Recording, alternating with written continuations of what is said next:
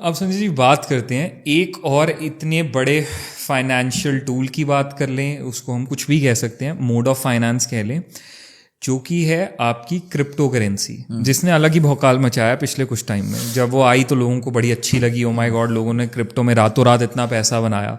फिर जब लोगों ने दिल खोल के पैसा लगाया तो उन्होंने पैसा डुबाया भी उतना कि लोगों ने कहा हमारा 20 लाख क्रिप्टो करेंसी में गया है, 30 गया है, 40 गया है। कुछ लोग कहते हैं बहुत ही बेकार टूल है, कुछ लोग कहते हैं बहुत काम की चीज़ है टू मेक मनी।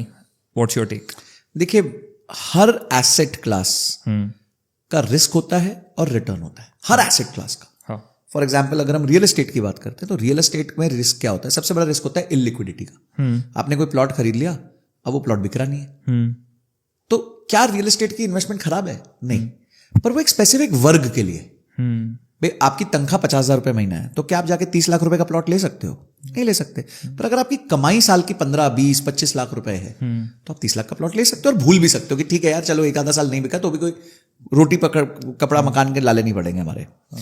तो हर एसेट क्लास का इनहेरेंट रिस्क होता है और उसका इनहेरेंट रिटर्न होता है। Crypto is a very high risk and very high return potential asset class.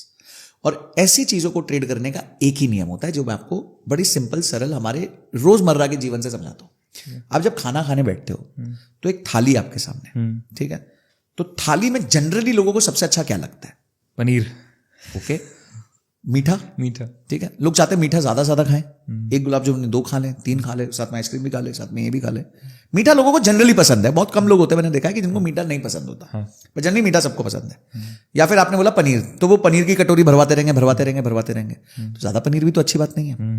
तो अगर मैं मीठे का एग्जाम्पल लूं तो पूरी प्लेट में मीठा एक कटोरी में आता है, बाकी प्लेट में बाकी चीजें, सब्जी है, दाल है, पनीर है, चावल है, रोटी है, रायता है, सब कुछ, एवरीथिंग इज देयर, ठीक है, न्यूट्रिशियस है।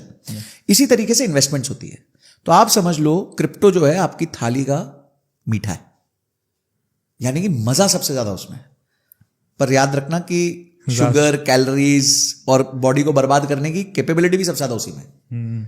तो जब आप अपना निवेश कर रहे हो, फॉर एग्जाम्पल अगर आप महीने का कुछ एक 20,000 रुपए डाल सकते हो और आपको क्रिप्टो में ट्रेड करना है, आपको है कि नहीं मेरे को डालना है, मेरे दोस्त डाल रहे हैं और मेरे को देखना है इस एसेट क्लास को, तो आप 20,000 में से 1,000 रुपए, 2,000 रुपए क्रिप्टो में डाल दो।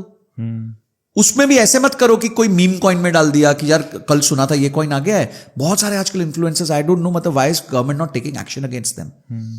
आप स्टॉक्स का रिकमेंडेशन बंद करवा दिए कि भाई अब आप कोई भी आके स्टॉक्स के बारे में नहीं बात कर सकता, कॉइन्स के बारे में बात कर रहे हैं।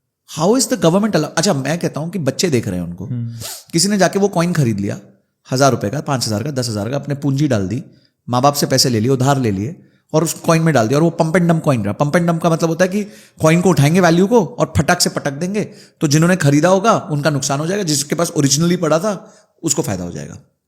इसको कहते हैं पंप एंड डंप।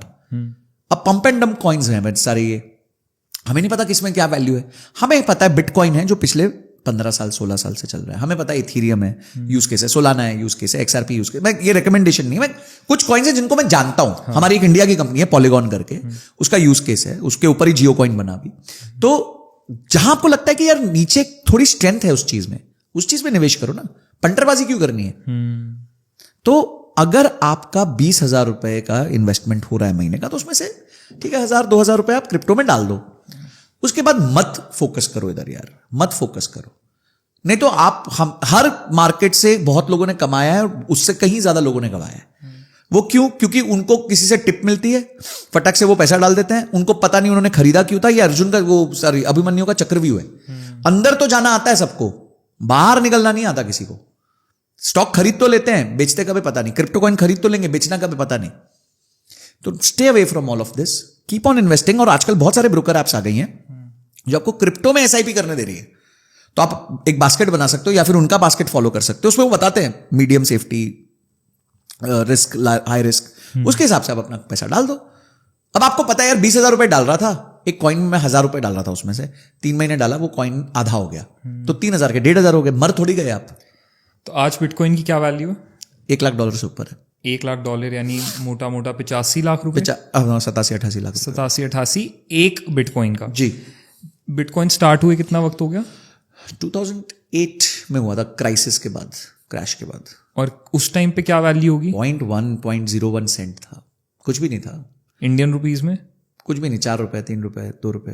जो 2 रुपए का कॉइन, जिसके पास 2 रुपए का वो बिटकॉइन 2008 में था, आज 2025 में वो 83 लाख या 87 लाख रुपए का, मेरे 87 दोस्त लाख, ने मेरे को बहुत बोला था उस टाइम 2010 में, तब वो $2 के आसपास का था, $1 या $2 का था। 120 रुपए हाँ, कितना, नहीं तब तो 40 था डॉलर, मुश्किल से 80 रुपए, 70-80 रुपए। हाँ, बोला था कि बोलते सर 10 कॉइन लेके बैठ जा।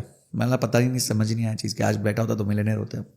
10 कॉइन 10 कॉइन में 8.5 करोड़ 9 पर करोड़। देखिए ये ना सारी हाइंडसाइट की बातें हैं। हाइंडसाइट में हम सारे समझदार हैं, हाइंडसाइट में हम सब समझदार। What is that? हाइंडसाइट मतलब पास्ट में। हाँ, देख हम मार्केट्स में कहते हैं कि जब आप ट्रेड कर रहे हो तो ना आपको राइट की कैंडल नहीं दिखती, पर बैक टेस्टिंग में आपको सब दिखता है। तो बैक टेस्टिंग में आपका कॉन्फिडेंस बहुत होता है, हाँ मुझे पता है सब हो रहा था। तुम लाइव मार्केट में ट्रेड करोगे तो समझ आता है कि अगली कैंडल कौन सी आएगी, ऊपर आएगी नीचे आएगी, समझ नहीं आता। So all of us are very smart in handset. देखो क्रिप्टो में जब $3 था वो $10 गया, फिर वो 5 भी आया। तो जब वो 10 से 5 आएगा ना, आधे 99% लोग छोड़ चुके थे। हाँ, किसी ने सोचा नहीं था ना कि इतना बड़ा हो जाएगा ये चीज। तो वही है, लेके भूल जाओ। अगर लेके भूल सकते हो तो पैसा बना लोगे।